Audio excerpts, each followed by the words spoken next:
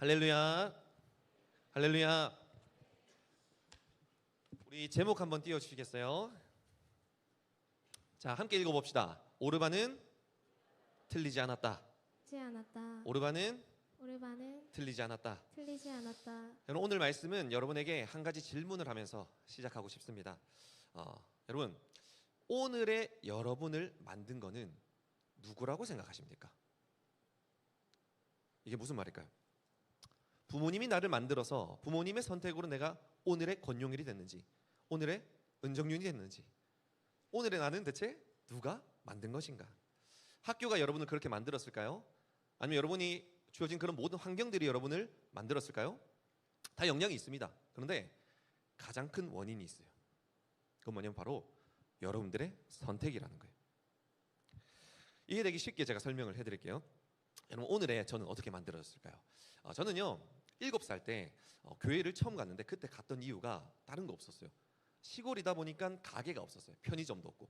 그래서 교회에서 초코파이랑 요구르트를 준다고 하니까 저는 그게 너무나 먹고 싶어서 가게 됐어요. 그것도 제가 선택을 했다는 거예요. 그러고 나서 제가 15살이 됐습니다.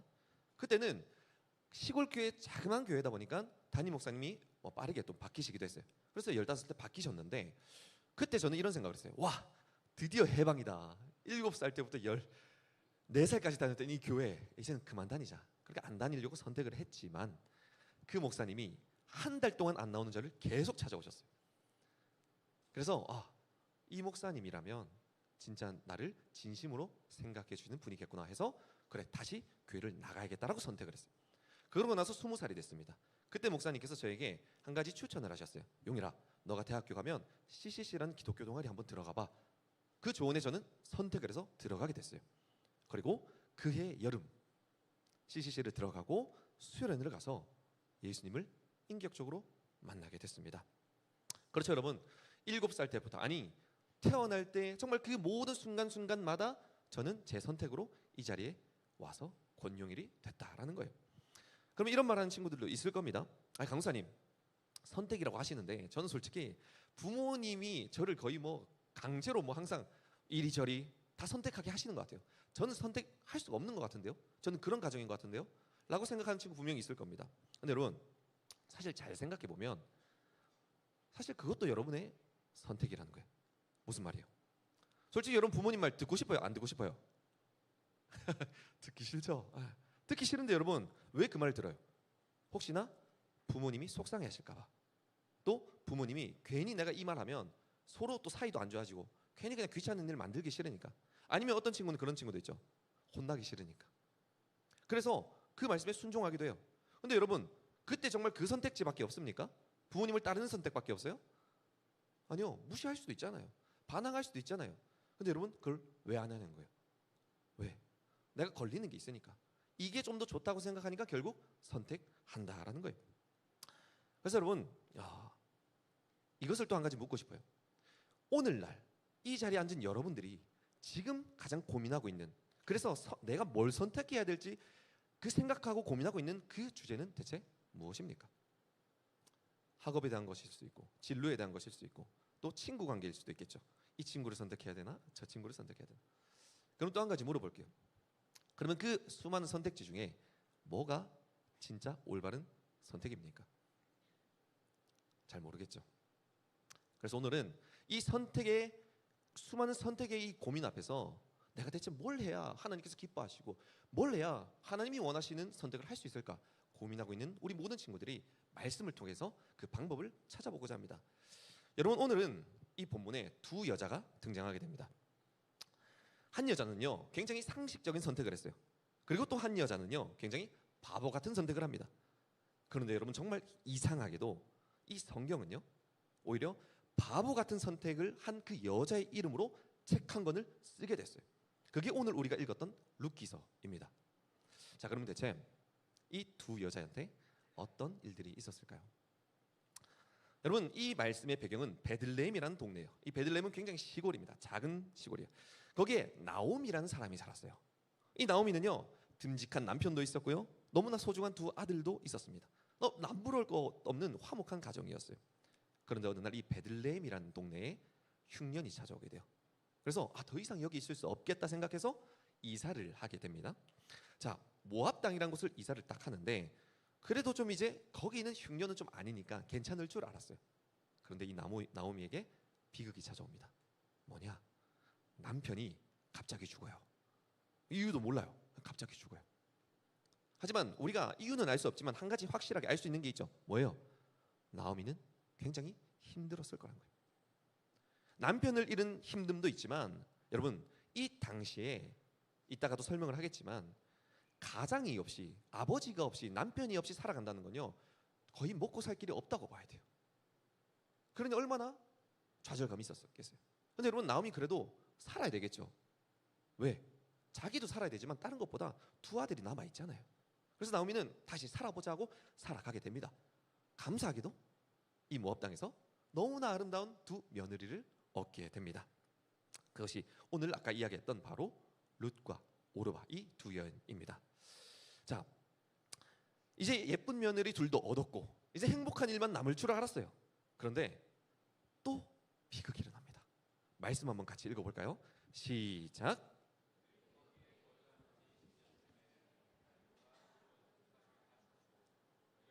두 아들과 남편 뒤에 홀로 남았더라. 그렇죠. 뭐라고 하고 있습니까? 남편에 이어서 두 아들마저 어떻게 됐어요? 죽었어요. 이제 여러분 나오미에게 남은 건요 뭐밖에 없어요. 피 한 방울 섞이지 않은 두 며느리밖에 없어요. 그것도 외국인 며느리. 자, 여기서 이 나오미는요 한 가지 큰 결정을 해야 돼요. 선택 중에 두 가지입니다. 첫 번째, 내가 살기 위해서 며느리들을 붙잡는다는 거예요. 여러분 아까 이야기했었죠. 이 시대에 여자들은 사실 돈을 벌 수 있는 그런 계기가 거의 없었어요. 통로가 없어요. 그러니 나오미랑 두 며느리가 뭐 어떻게 먹고 살겠어요.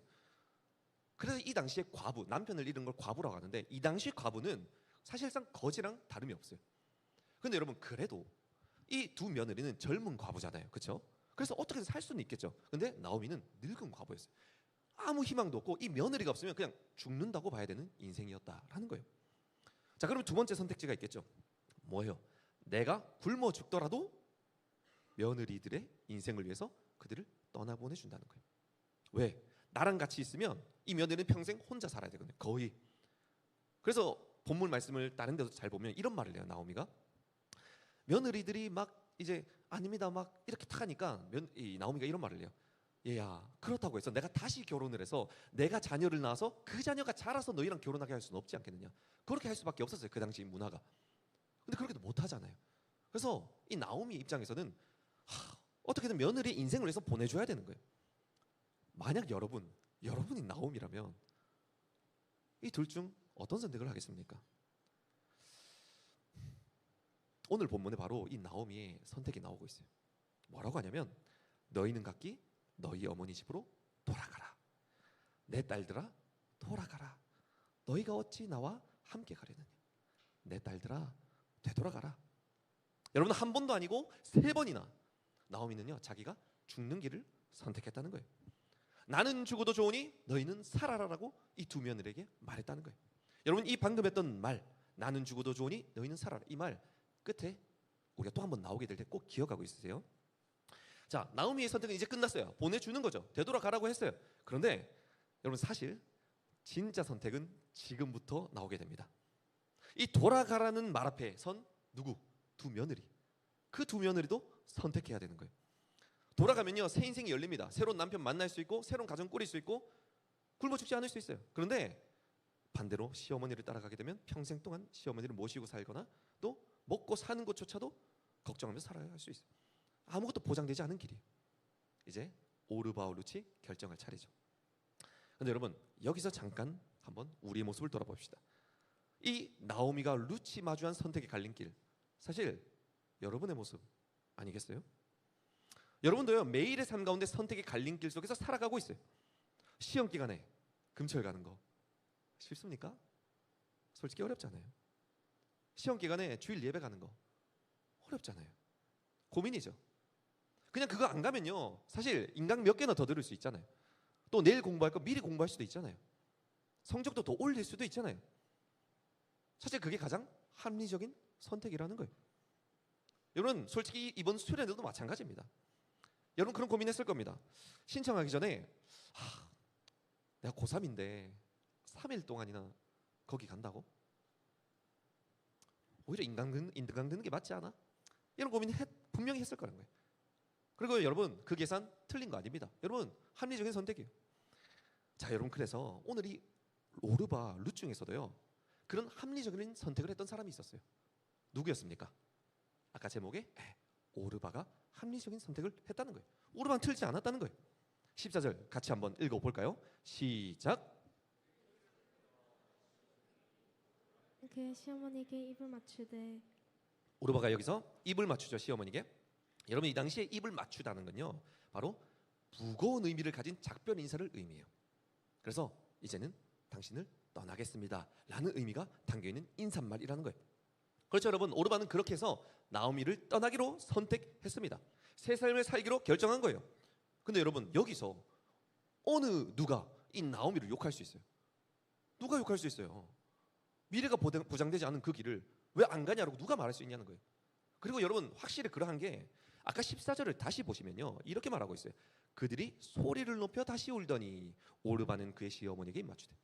여러분 오르바는요 그냥 막 웃으면서 이제 자유다 하면서 간 게 아니에요. 너무나 슬퍼했어요 오르바도. 그런데 어쩔 수가 없었던 거예요. 오르바도 나오미도 서로 알고 있었어요.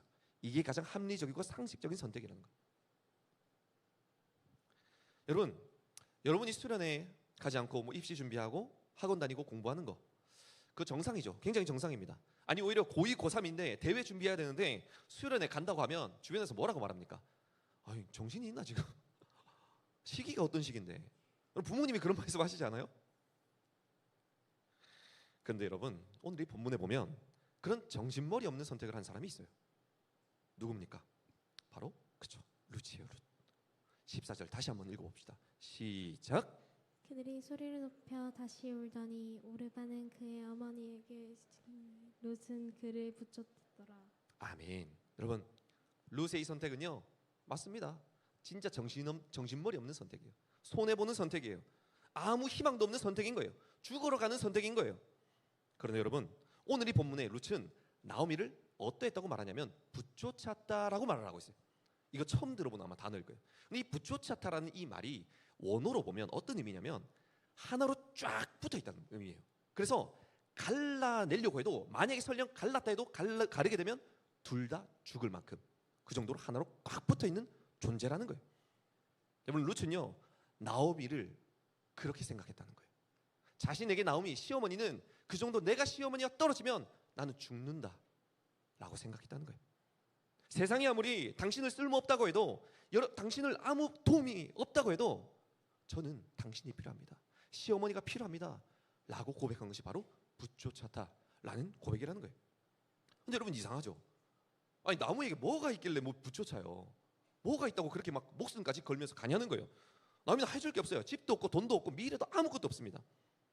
그런데 왜 롯은 그런 사람에게 붙었을까요? 그 이유가 바로 다음 절 16절에 나오고 있어요. 같이 한번 읽어보겠습니다. 시작.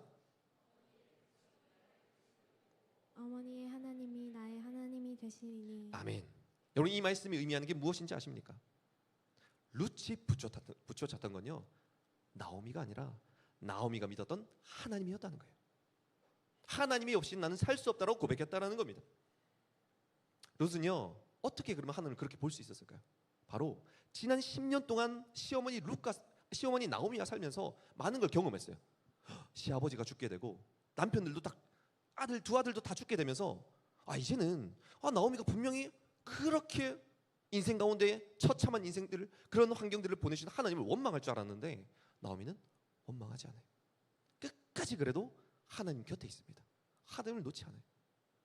그 모습을 바라보면서 시어머니가 믿는 하나님이라면 나오미가 믿는 하나님이라면 나도 하나님을 믿어봐야겠다. 여러분 근데 참 감사한 것은요 이 룻은요 인생이 망하지 않았어요. 누가 봐도 망할 것 같은 그 환경 가운데서 망하지 않았어요. 이 룻은요 나중에 베들레헴으로 다시 돌아가게 됩니다. 나오미랑. 그리고 거기서 보아스라는 너무나 인자하고 자상하고 다정한 남편을 만나게 돼요. 그리고 너무나 귀하고 예쁜 오벳이라는 아들도 낳게 됩니다. 네, 여러분 여기서부터 진짜입니다. 룻기 마지막 절 4장 22절에 보면요 이렇게 하면서 말씀이 끝이 나요. 같이 한번 4장 22절 읽어볼까요? 시작. 오벳은 이새를 낳고 이새는 다윗을 낳았더라. 아멘. 여러분 여기서 누구를 낳았다고 하고 있습니까? 다윗이 나오고 있죠. 다윗. 이스라엘 당대의 그 왕인 다윗을 낳았다는 거예요. 그것도 이스라엘 사람이 낳은 게 아니라 모압에서 왔던 그 이방 여자가 오벳을 낳고 그 오벳이 이새를 낳고 이새가 다윗을 낳았다는 거예요. 결국 나오미는 이 룻은 다윗의 증조 할머니가 됐다는 거예요. 그리고 여러분 더 놀라운 건 뭐냐면 마태복음 신약성경의 가장 첫 구절인 마태복음 1장 1절에서 뭐라고 말을 하고 있냐면 자 이렇게 연결이 됩니다. 같이 한번 읽어봅시다. 시작.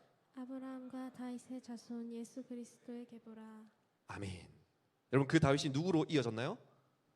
예수 그리스도로 이어졌다는 거예요. 여러분 그렇습니다. 룻은요 누가 봐도 손해보는 그 길에서 나오미를 붙잡았고 하나님을 붙쫓았어요. 그런데 그 길 끝에 뭐가 있었냐? 바로 예수님이 오셨다는 거예요. 누가 봐도 룻의 선택은 손해였지만 그 선택이 바로 모든 우리 인류를 구원해 주실 그 예수님이 오게 하는 그 가장 귀한 선택이었다는 거예요. 그리고 여러분 아까 제가 한 가지 기억하라고 했었던 거 있었죠. 나오미가 며느리에게 어떤 말을 했었어요? 나는 죽어도 좋으니 너희는 살아라 라고 했었다 했죠. 여러분 이 말 정말 어떤 한 분이 떠오르지 않나요? 나는 죽을 테니 너희는 살아라. 누구겠어요? 맞아요. 나를 위해 십자가에서 죽어주신 예수님, 나를 살려주신 예수님. 여러분 그렇습니다. 이 예수님이야말로요 하늘보좌도 다 버리시고 여러분을 살리기 위해 나를 살리기 위해 이 땅에 죽으러 오셨다라는 거예요. 때문에 여러분 이 룻의 선택은요 다른 손해보는 어떤 의미 없는 선택이 아니라 정말로 하나님이 기뻐하신 선택이었는 줄 믿으시기 바랍니다. 그리고 또한 여러분 이 나오미의 그 사랑을 통해서 우리가 뭘 알 수 있냐면 아 그렇구나 어쩌면 룻이 나오미를 선택했다고 생각했는데 나오미가 먼저 오히려 룻을 살리기 위해서 선택했다는 거예요. 자기 목숨을 버리면서. 이처럼 나오미가 룻을 살리려 했던 것처럼 예수님이 저와 여러분을 살리려 했던 거 결코 잊지 마시기 바랍니다. 여러분 말씀을 마무리하고자 합니다. 여러분 제가 처음에 이런 말을 했습니다.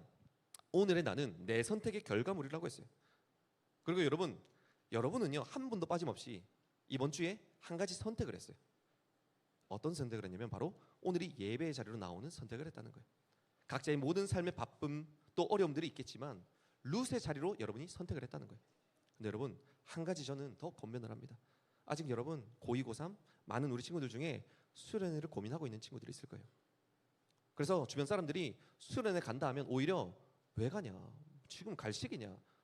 그런 말을 해도 여러분 룻의 이 선택을 깊이 있게 묵상해 봤으면 좋겠어요. 그러면 여러분 반드시 여러분의 그 인생들을 다 책임져 주시는 룻의 인생도 책임져 주는 그 하나님이 여러분의 모든 인생도 책임져 주신 줄 믿으시기 바랍니다. 이번 그래서 여러분 수련의 자리 앞으로 예배 자리도 손해보는 그 룻의 그 선택을 여러분도 할 수 있는 큰 은혜가 있기를 주님의 이름으로 축복합니다. 아멘.